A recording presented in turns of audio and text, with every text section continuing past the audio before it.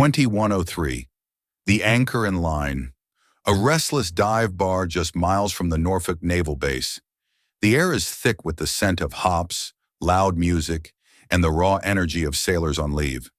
Elena Carter sits at the corner, a glass of water on a napkin. She's invisible to the room. In the back, a group of men start shouting. A chair crashes. Glass shatters against the brick wall. Screams cut through the heavy bass. The staff retreats, unable to stop the escalating violence. Before the chaos spreads, the woman in the corner stands up. The room is about to change. Justice arrives. The civilian world often feels too loud, too disorganized for someone like Elena Carter. At 32 years old, she carries a history that isn't written on her face or displayed on her simple clothing. She spent nearly a decade attached to specialized naval units, providing high-level support and tactical intelligence for teams that operate in the dark corners of the globe. In that world, if you're doing your job correctly, no one even knows you're there. Tonight, in this crowded bar in Virginia, she was doing exactly that, blending into the background of a Saturday night. Elena wore a simple black jacket and worn-in denim jeans. Her hair was tied back in a functional knot, and she kept her back firmly against the brick wall, a habit she couldn't break even if she tried. To the group of younger men at the long wooden table next to her, she was just a loner who didn't know how to have a good time. They were loud, boastful, trying to outshout each other with exaggerated stories of their own supposed toughness and basic training exploits. They looked at Elena and saw someone too serious for the neon-lit atmosphere. "Look at her," one of the men whispered to his buddy, loud enough for Elena to hear over the pulsing bass. "Why even come to a bar if you're just going to stare at the exit all night? She looks like she's waiting for a storm to hit. Maybe she needs a real drink to loosen up those shoulders, or maybe she's just in the wrong part of town." His friends chuckled, trading smirks. Elena didn't turn her head. She didn't flinch. She didn't even acknowledge the insult. In her mind, she was already conducting a systematic 360-degree scan of the environment. It was a process as natural as breathing. She had noted the weight imbalance of the heavy glass pitchers on the bar. She had identified the two security guards. One was far too busy flirting with a patron near the jukebox. The other looked physically overwhelmed by the sheer size of the crowd. She knew exactly where the kitchen service entrance was and which windows were reinforced with wire mesh. Her training wasn't a choice. It was a permanent operating system running in the background of her consciousness. Across the room, the baseline frequency of the environment shifted. In the military, you learn to feel the change in air pressure before the first shot is fired. It's a tightening in the gut, a sudden clarity of focus. It started with a minor disagreement over a pool game. Voices rose, not in the rhythmic laughter of a party, but in that sharp, jagged staccato that precedes a kinetic event. The crowd around the pool table was oblivious, too caught up in filming their drinks or yelling over the music to notice the fuse being lit. Elena set her glass of water down with a slow, deliberate movement. She didn't stand up yet, but her muscles were already primed for action. She watched the body language of the primary agitator, a tall, thick-set man with a heavy, uncoordinated stance.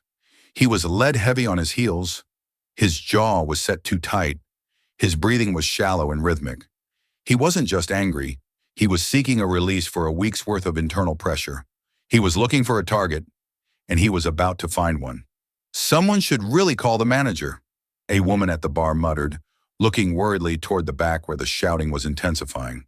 But she stayed exactly where she was. Everyone stayed where they were. In a crisis, the bystander effect is a powerful, paralyzing force. Most people wait for a leader to emerge, or they wait for the world to completely break before they realize they need to run. Elena watched as the tall man finally reached his breaking point. He didn't just shout, he pushed a heavy oak table over. The sound of wood splintering and glass crashing acted like a lightning strike, finally cutting through the music and the chatter. The DJ stopped the track mid-beat.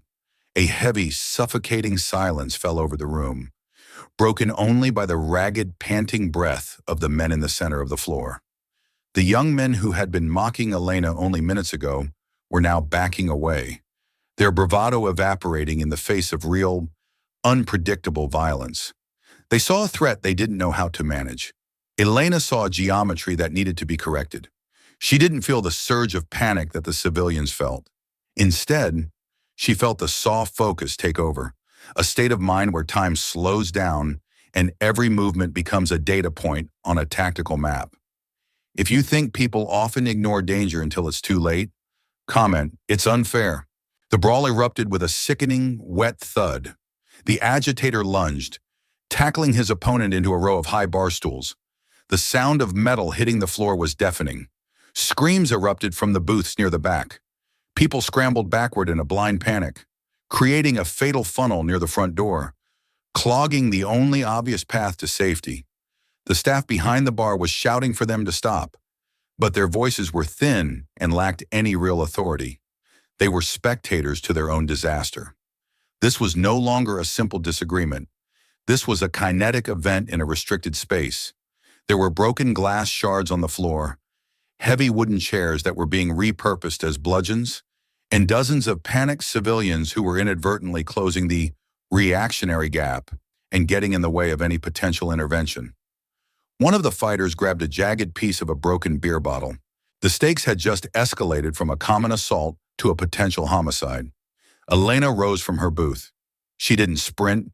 She didn't scream. She didn't draw attention to herself. She moved with a rhythmic, grounded economy of motion that looked entirely out of place in the frantic room.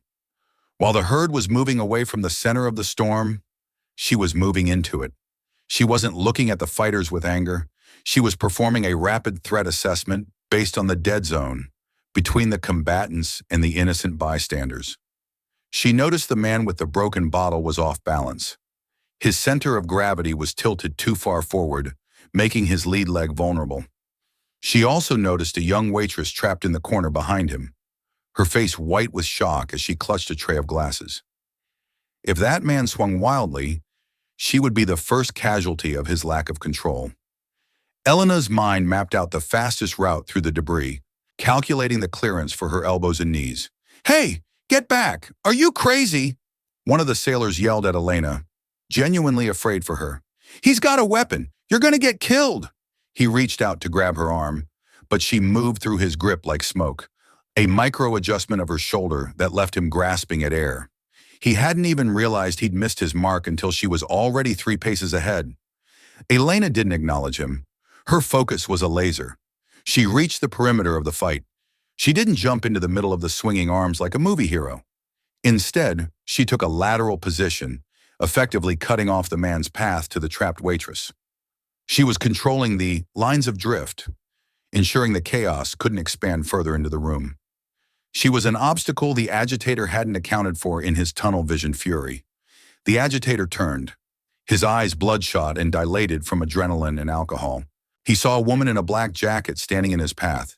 To his intoxicated mind, she was an easy target, a minor obstacle to be removed so he could get back to his rage.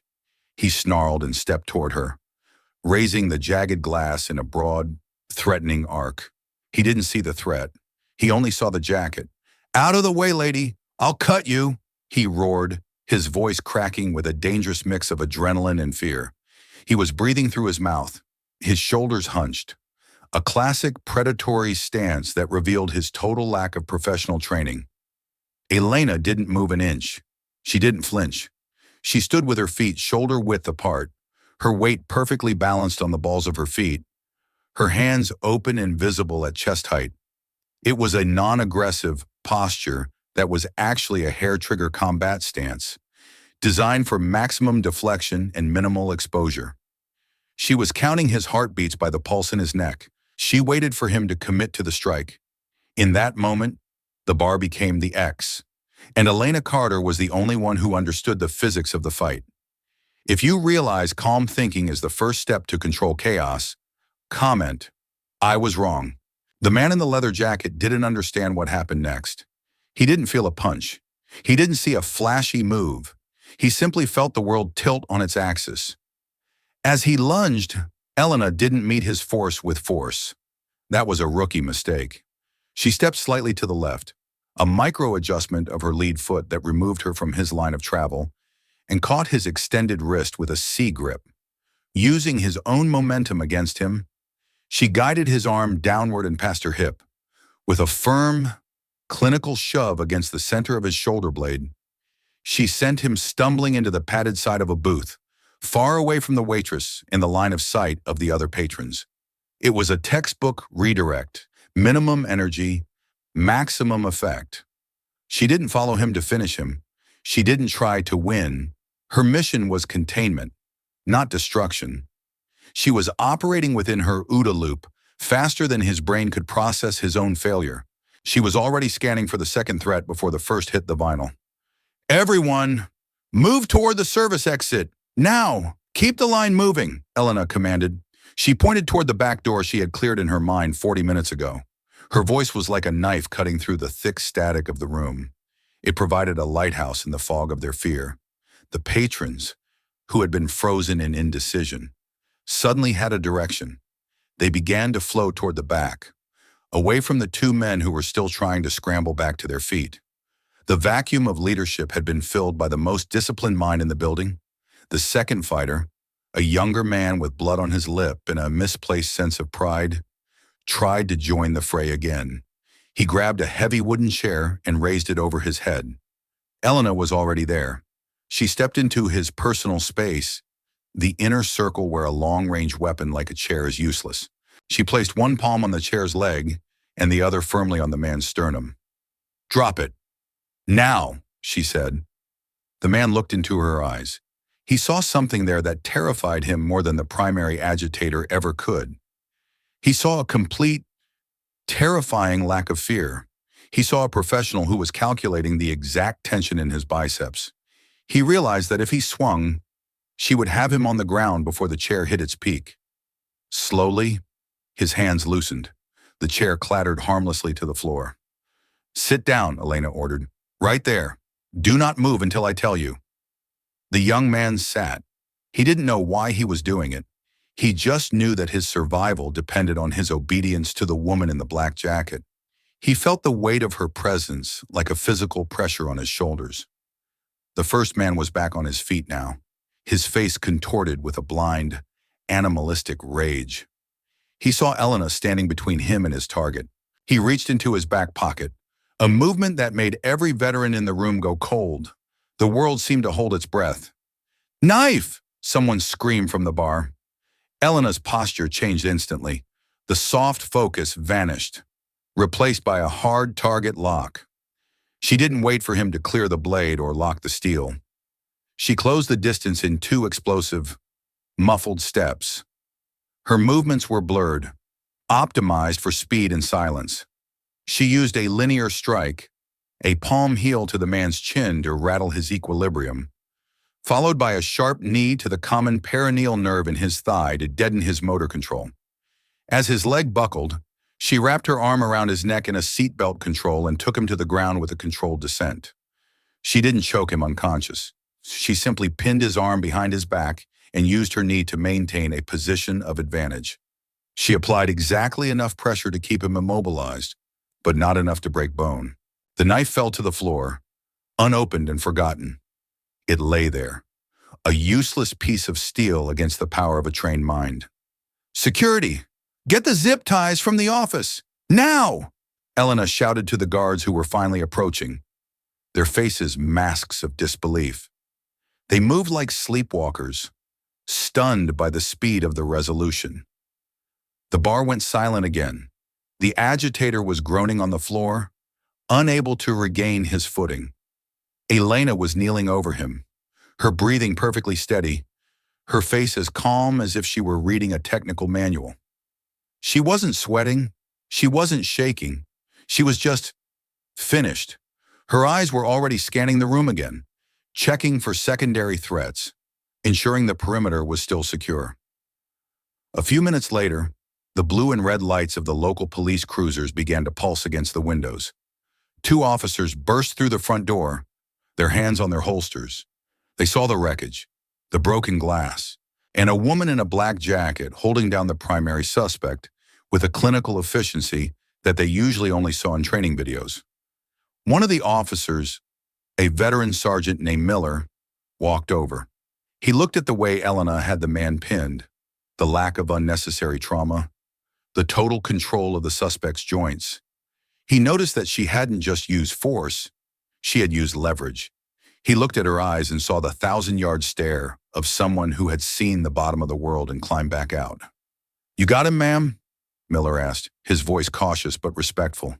He could sense the aura of authority coming off her. "He's secure. Weapon is on the floor to your left," Elena replied. She stood up slowly, stepping away from the suspect to allow the officers to cuff him. She brushed a stray strand of hair from her face, her expression returning to its neutral baseline. Miller looked at her again. He saw the way she checked her own perimeter even as she stood up. He saw the way her hands were perfectly still, showing no sign of an adrenaline dump. He recognized the quiet professional instantly. "You military?" Miller asked, his voice full of a sudden, deep realization. Elena reached into her jacket pocket and pulled out a small, worn wallet. She didn't show a badge. She didn't show a trident. She just offered a quiet, professional nod. "Used to be," she said. "Which unit?" Elena didn't answer immediately. She looked at the sailors who were still staring at her with wide eyes, the ones who had mocked her for being too serious. She didn't want to explain the code. She didn't want to talk about the missions that didn't exist on paper. She didn't want their gratitude. She wanted her anonymity back. "Just a quiet professional, officer," Elena said softly. Miller smiled. He knew exactly what that meant. He offered a slow, deliberate nod, a silent salute between those who have walked the same path. He knew he was looking at an elite who didn't feel the need to broadcast it. "Thanks for holding the line, Sergeant," he said. Elena didn't take a bow. She didn't wait for the cameras to start rolling. She simply picked up her jacket, checked that the waitress was okay, and walked toward the exit. She had come for a quiet night, and she was going to find it somewhere else. The crowd parted for her like she was the tide itself. If you believe real skill is about control, not force, comment, "I owe you." The bar didn't return to its previous normal. The music stayed off. The overhead lights were turned up to their maximum brightness, revealing the ugly wreckage of the night, the spilled drinks, the splintered wood, and the illusions of toughness that had been shattered. The patrons stood in small, shivering groups, whispering about what they had just witnessed. The adrenaline was fading, replaced by a heavy, somber reflection on how close things had come to disaster.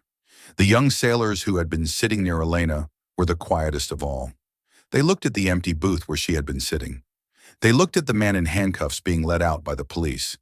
They realized with a staggering sense of shame that they had spent the entire evening bragging about toughness to a woman who had handled a lethal threat with less effort than it took to order a drink. They were boys playing at war. She was the war itself, returned home and choosing peace. Choosing. Their stories about training felt hollow and childish now. "Did you see her eyes?" one of them muttered, his voice barely a whisper. "She didn't even blink. It was like she knew exactly what he was going to do 3 seconds before he did it. We were calling her a rookie. We were making fun of her jacket. My God, we were idiots." The manager of the bar walked through the room, checking on his staff. He stopped near the door and looked out into the parking lot, hoping to find Elena to thank her. But her modest, salt-crusted sedan was already gone, disappearing into the thick coastal fog that rolled off the Atlantic. He realized that the person who saved his business, and perhaps the lives of his patrons, didn't want a reward. She just wanted to be left alone. She was a ghost who had stepped into reality for 5 minutes to fix it.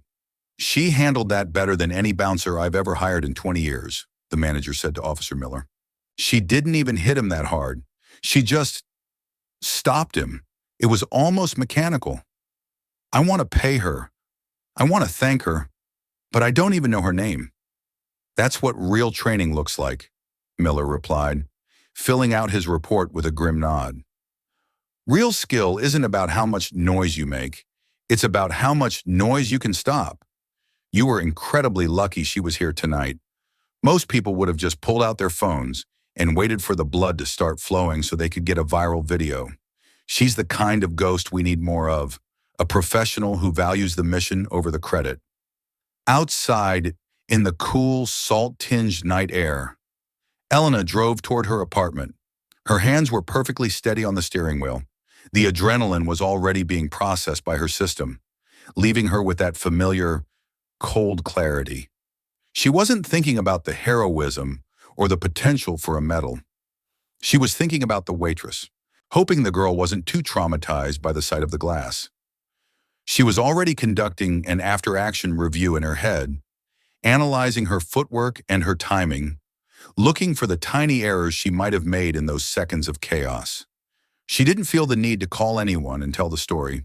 She didn't feel the need to post a status update to validate her existence. In the world of the special operations community, the highest honor is the work itself. The quiet professional doesn't need an audience to do the right thing. They do it because they are the ones who can. It's a debt they owe to the training and the people they served with. Her reward was the silence in her car. She thought about the sailors in the bar. They were young. They were still in the loud phase of their careers, where identity is tied to the volume of your voice and the stories you tell. One day, if they stayed in the fight long enough, they would learn the truth. They would learn that the most dangerous person in the room is usually the one who says the least. They would learn that the black jacket is more dangerous than the uniform when it's worn by a person with a calm mind. Elena pulled into her driveway. She sat in the car for a moment, listening to the absolute silence of the night. The hum of the engine faded. The world was still.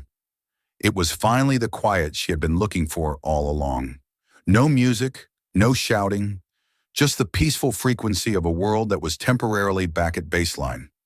If you believe doing the right thing matters more than recognition, comment, "I will live honorably." In our modern world, we are conditioned to value the loud. We are taught that the person with the most followers, the most visibility, the most impressive title is the one who deserves the most respect. We judge books by their covers every single day of our lives. We see a quiet person in a corner and we assume they are insignificant. We see a woman sitting alone and we assume she is vulnerable. We have forgotten how to look for the strength that hides in the shadows. We mistake silence for weakness and calmness for a lack of drive. But the story of Elena Carter is a powerful, enduring reminder of a deeper, more profound truth. True competence is often quiet. It doesn't need to bark to be heard. It doesn't need to prove itself to a room full of strangers. Real skill is found in the steady hands and the focused gaze of someone who has stared into the absolute chaos of existence and refused to blink. It is the result of thousands of hours of unseen study, years of relentless practice, and a commitment to a code that exists far above the ego. It is the ability to maintain the calm mind when the rest of the world is screaming for an exit. It is the discipline to be the person who holds the world together when the plans fall apart. In the military, they have a saying, "Beware the quiet ones." It's not a threat of violence. It's a warning about underestimating the power of a disciplined mind. The people who solve the hardest problems, the ones who hold the world together when the plans fall apart and the machines fail, are rarely the ones seeking the spotlight. They are the ones in the back of the room, observing, learning, and waiting for the moment they are truly needed. They are the silent pillars that support our daily peace. Elena Carter didn't step in because she wanted to be a hero. She stepped in because she was the person who was ready. She understood that in a crisis, the most dangerous thing isn't the problem itself. It's the noise of the panic. She chose to be the anchor. She chose to be the professional who understands that her value is measured by the safety she provides, not the applause she receives. When you look at the people around you, your colleagues, your neighbors, the strangers you pass on the street, remember Elena. Remember that the person you might be dismissing as just a bystander might be the same person who would stand between you and the fire without ever asking for a thank you or a headline. The quiet professional is the invisible pillar of our society. They are the ones who do the work that no one sees, so we can live the lives that everyone wants. Respect isn't given to the title or the volume. It's given to the character. It's given to the actions that happen when no one is watching, and there is no reward other than the safety of others. It is the highest form of service, to protect without ego, to lead without a title, and to leave without a trace. It is the legacy of the calm mind. Always look deeper. Always value the quiet professional, because one day, the world will turn loud, the ground will shake, and you'll find yourself praying for someone like Elena Carter to stand up and hold your world together. You'll realize that the person in the black jacket was the most important person in the room. If you believe the people who stay calm when everything falls apart deserve respect, leave a comment and subscribe to the Veteran Story. We tell the stories behind the calm minds that make chaos stop.